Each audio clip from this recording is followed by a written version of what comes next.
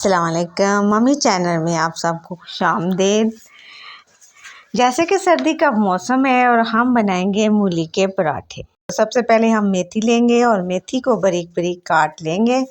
इसमें टमाटर भी लेंगे और टमाटर को भी काट लेंगे। हरी मिर्च लेंगे, बारीक बारीक काट लेंगे और तो मूली को हम कद्दूकश कर लेंगे। कद्दूकश करने के बाद ऐड कर लेंगे एक ही जगह पर और तेल गरम करेंगे कढ़ाई में और अब सारी चीज़ें हैं जो कढ़ाई में डाल लेंगे।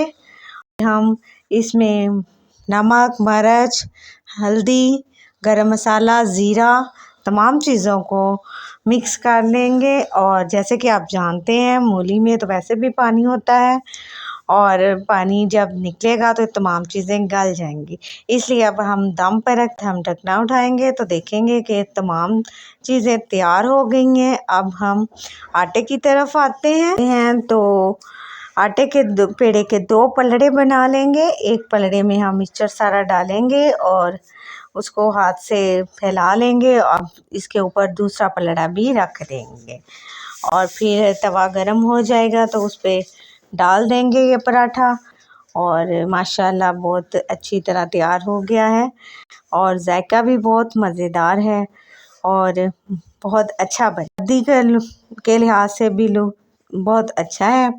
अब हम इसको चाय के साथ खाएंगे और लुत्फ़ उठाएंगे। और अगर आपको मेरे वीडियो पसंद आए तो इसे लाइक कीजिएगा और सब्सक्राइब कीजिएगा। शुक्रिया।